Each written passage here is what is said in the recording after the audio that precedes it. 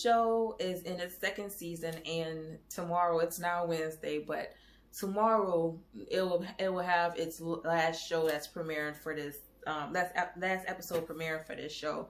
And I do think it's the last episode for the show. I think it's a series finale, not a season finale, because I mean the show is about a couple who doesn't want to be married, or at least they think they don't want to be married.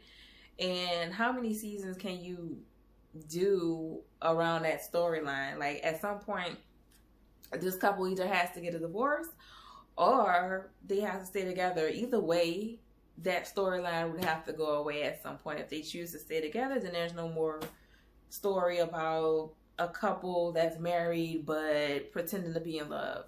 You know, and if they divorce, again, there's no more story of a couple that's married and pretending to be in love. So I do think they are coming into the last episode, which I'm sad about. I keep falling in love with these shows on this network, and they end up being limited run series.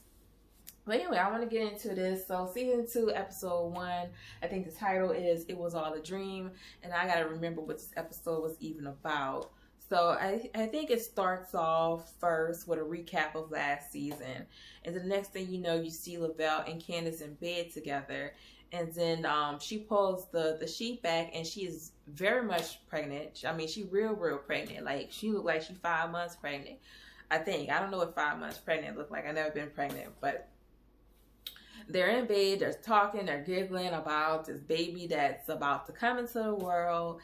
And we as the viewer are a little bit confused, because we're like, well, last season, all we knew was that she had a positive pregnancy test, and she didn't reveal to him that she was pregnant or anything. So the viewer is very confused looking at this scene. Like, oh, okay, well, they must be back in love again as a, you know, as a married couple. And so they start talking about vow renewal and things like that. And so the next scene, you find that it was all a dream, like the episode title is. And in this case, Lavelle was having a dream about all of this. He was dreaming that he was in bed with Candace and she was pregnant, and they were going to renew their vows, really showing that he is in love with this woman. He is still in love with his wife. And it further confuses me as a viewer on how did they even end up at this point. And it seemed like it was all Candace's idea. Like, she didn't want to be in this marriage, but we don't really know why she doesn't want to be in this marriage. So anyway, he wakes up and he is actually on a couch next to his coworker who he had fell in love with last season. And I forget what her character name, but she is a huge pick-me this season. Oh my God. Last season, she came across as a little bit stronger. Like, this was not something that she would want to be a part of. Like, she wouldn't want to be in a relationship with a married man. But this season, oh my goodness, she's a huge pick-me. Just basically settling for being a side piece of a married man. Anyway, it was all a dream, and he likes this lady, but you can tell that he's in love with his wife.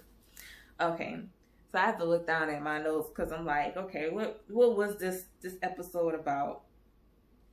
And so another part of this episode was Candace being invited on this daytime talk show. It looks like it reminds me of like The View, with the ladies at the table talking and discussing current issues and stuff. I think that's the name, but the real show is The View.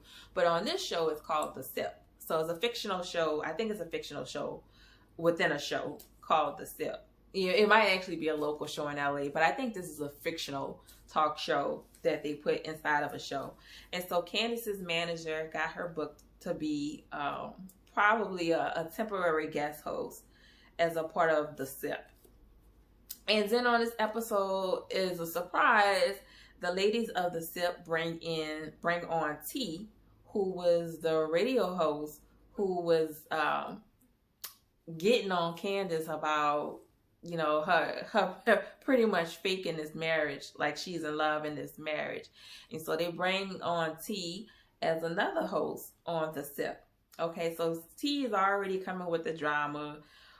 She ends up introducing a new hot celebrity couple who are known as Blue and Terry, I think. And so Terry is played by Vivica A. Fox. Still very talented actress. And you could tell that Candace is very uncomfortable about this new hot couple that's on the scene. She's clearly threatened by them. T is doing this to get at Candace for whatever reason. I think at the end it's going to be revealed why T is even attacking Candace and Lavelle like this, like why she has it in for them, but I don't know. But anyway, that throws in a kind of monkey wrench into this season already. Like, okay, they already pretending to be in love in their marriage, and now they have to compete with this new hot couple. Let me move on to the subplot. So I talked last time about Maura, her subplot. She's a virgin that has this checklist of things she wants to get completed by a certain age and stuff. And she had fell in love with this actor named Carter last season. Anyway, we see some like a kind of collage of scenes, a montage of scenes where she is all up on Carter, and it kind of looks like a continuance of what we saw last season with them two getting all hot and bothered and passionately all up on each other on the couch like they were about to have sex. And so, and then it ends there. And so it looks like maybe they had sex, maybe they didn't. We still don't know as a viewer. And then next thing we know, we see Maura waking up. So it was all a dream for her as well. So she's waking up and she's obviously feeling like, feeling around her bed and stuff, realizing it's an empty bed. And obviously wanting him to be there next to her, but he's not. So it seemed like something happened with them between last season and this season that we as the viewer do not yet know. The next thing is that Maura is getting behind on the rent, or she needs help paying the rent. So she decided to get a roommate. So we have a new character this season. Again, it's hard for me to remember these characters' names. A lot of the characters, and then their character names are just not memorable. But anyway, she gets this new roommate, and this roommate is unemployed. It was just seemed unrealistic to me that the first person she would allow as a roommate is someone who is unemployed. I mean, I know she put down a huge deposit, but still, it just seems unrealistic. I don't know what's going on with Maura and her just renting this house. Why is she even renting a house in LA? I don't know. The whole thing just confused me. But anyway, she brings in this roommate, and you can already tell that Maura has some tension with this roommate for whatever reason. She comes in, and once she signs the lease, she like, yo, I want to know where the hot men are in LA. And so they go out to the club together, and they end up in this VIP section. In that VIP section, Carter is there. And her roommate is like, girl, he looking at us like he know me. And Maura like, nah, he know me. And we think, oh, okay, well, maybe he did take her virginity the way that he looking at her and she looking at him. And so this dude in the club starts to dance with Maura. And you know how some of these guys be, they just be trying to fill up on us, or we just be trying to dance and they be trying to do something else. And so Carter jumps in when the dude tries to, get aggressive with Maura, and he takes up for her. And the next thing we know, they're in the bathroom together making out, and he looks like he's about to go down on her, but she starts to panic and she runs out the bathroom. And we're thinking as the viewer, oh, she's probably still a virgin, so she's probably just still not comfortable with fornicating and trying to hold out to a marriage. Where am I at this episode? It's so much that was going on in this episode. So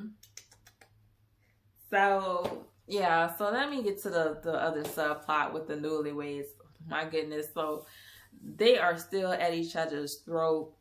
Quasir has not forgiven Katrina yet